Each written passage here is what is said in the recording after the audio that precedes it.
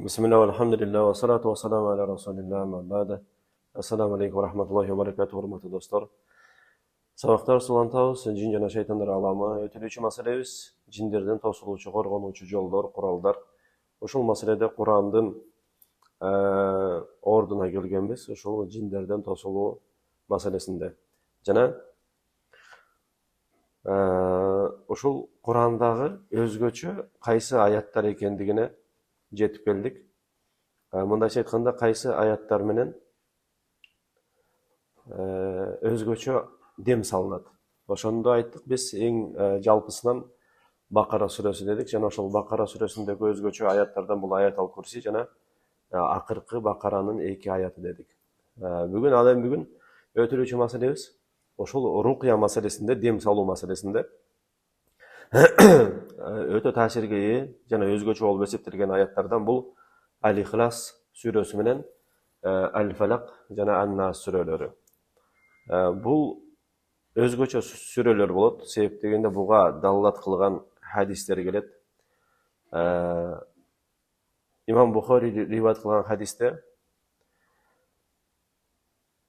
Айша энебизден келген хадисте пайгамбарыбыз саллаллаху алейхи вассалам бир топ сахабаларды жогортулга жөнөтөт. Ошол жогортулда бир сахаба имамдыкка чыгып,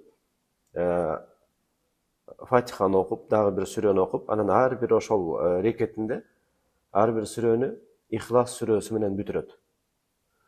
Дайыма ошол аягында Ихлас сүрөсүн окуйт. Ошондо бул нерсени пайгамбарыбызга айтып барышкан сахабалар.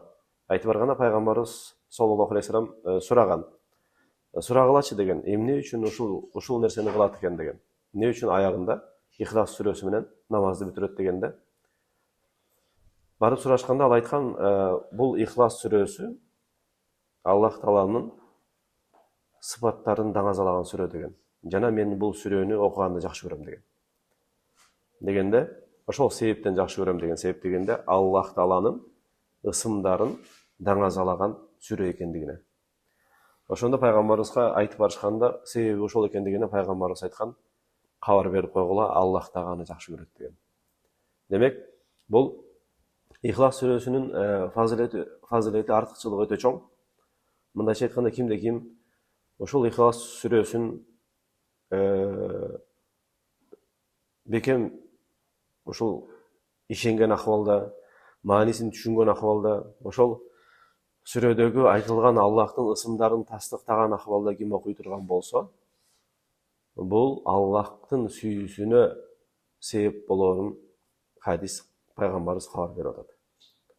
Кимде ким ушул Ихлас сүрөсүн ушундай акыбалда эгер окуп жүргөн болсо.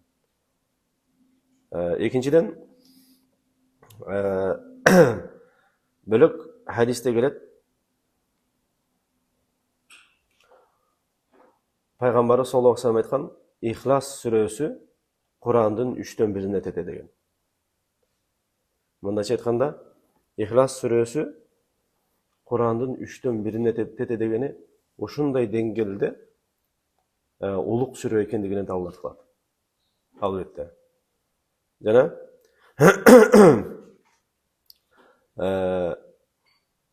Ихлас сүрөсү Ал-Фалак жана Ан-Нас сүрөсү менен биргеликте рукия болуп кетет.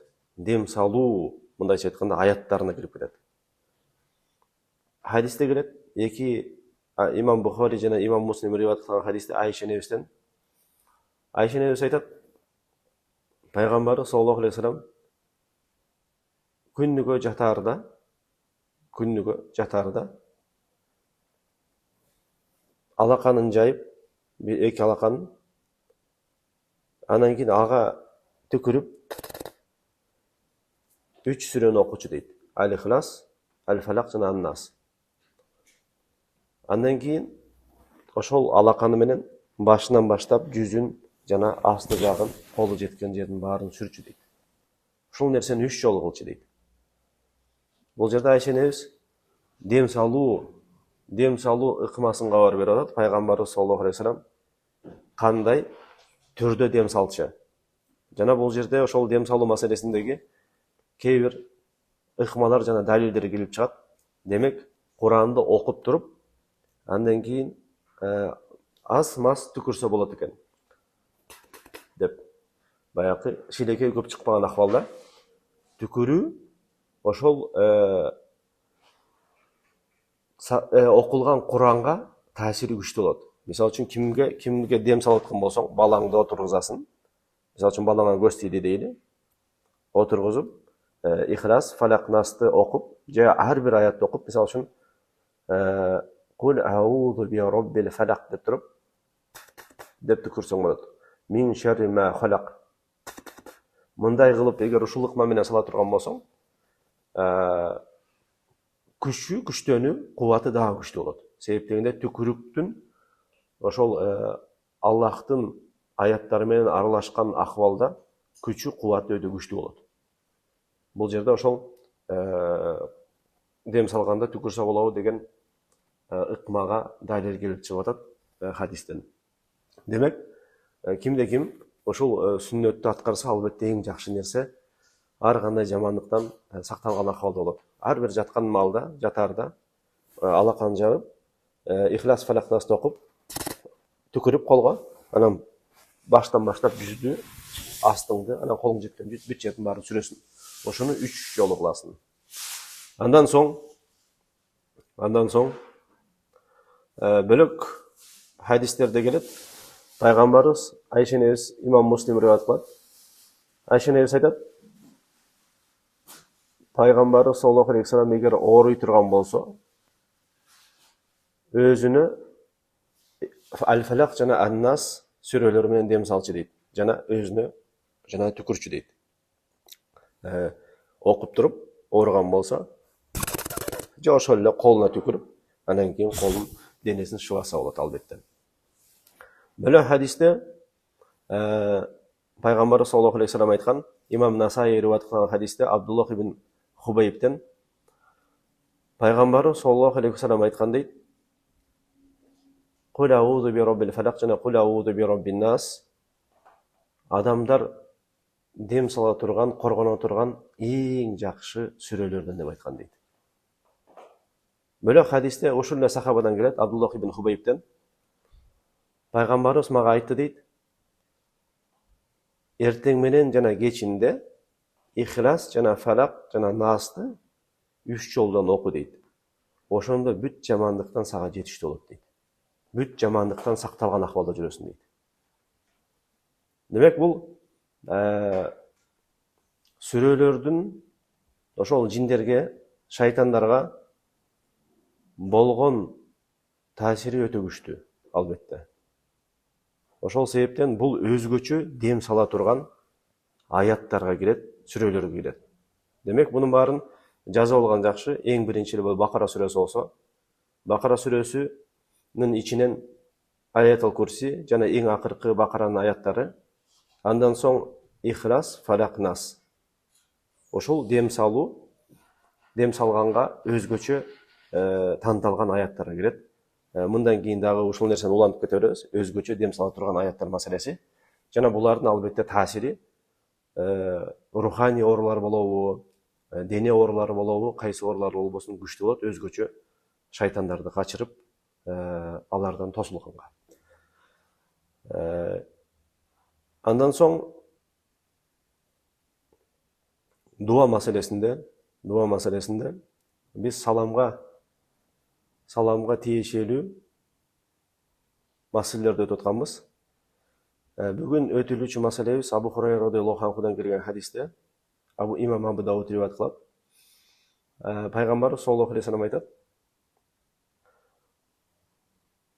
Унаада бараткан, басып баратканга салам берет дейт. Басып бараткан, отурган кишиге салам берет дейт. Аз сандагы адамдар, көп сандагы адамдарга биринчи салам берет дейт. Жана жаш киши аксакалга, өзүнөн улууга салам берет дейт.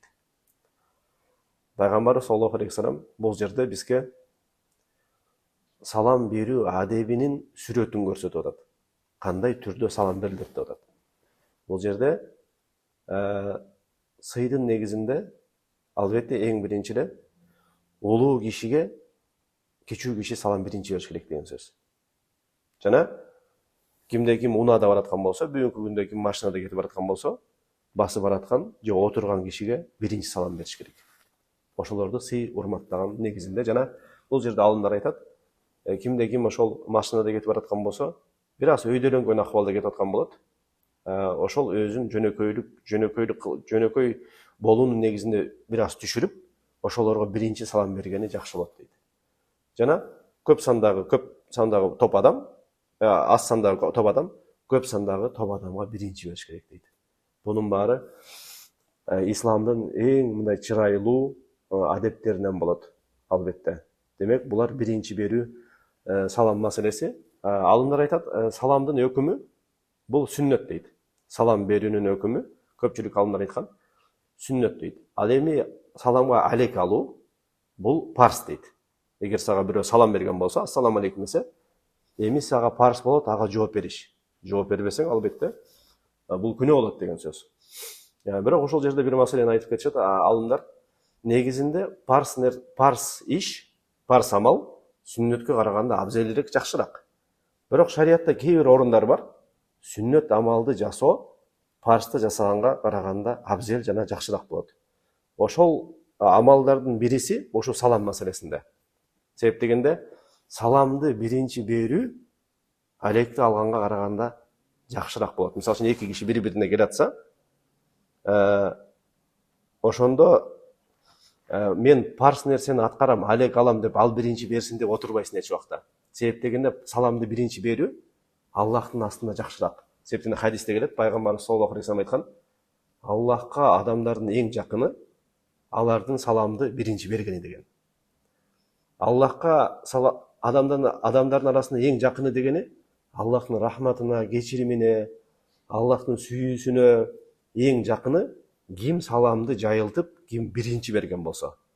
Ошол себептен ушул сүрөт, ушу салам маселесинде сүннөт амал парсты кылганга караганда жакшыраак, абзелирээк болот. Ошон үчүн мусулманды эң биринчи салам бергенге умтулуп аракет кылыш керек. Көрдү, ошо биринчи салам берип, ассаламу алейкум деп аны тосуп алып, ошол саламга болгон ихласын салып айткан болсо, албетте Аллах Таала ага тынчтык берет, берекесин берет, жана кечиримин берет. Эң негизгиси, ошо биринчи салам берген адам Аллахка эң жакын адам болот. Аллах Таала баарыбызды өзүнө жакындардан кылсын, жакын адамдарынан кылсын. Жана дайыма бизге рахматын берсин, кечиримин берсин, жана бизге дайыма жардам берсин. Жана ушул сабактарыбызды ихластуу, берекелүү жана дайымдуу кылсын. Жана бизди шайтандардын ар кандай азгырыктарынан, зыяндарынан бизди сактасын. Субханакаллахумма ва бихамдика ашхаду ан ла илаха илля анта астагфирука ва атубу илейк. Görüşkünce sağ salamat olunuzlar. Assalamu aleykum ve rahmetullahi ve berekatuhu.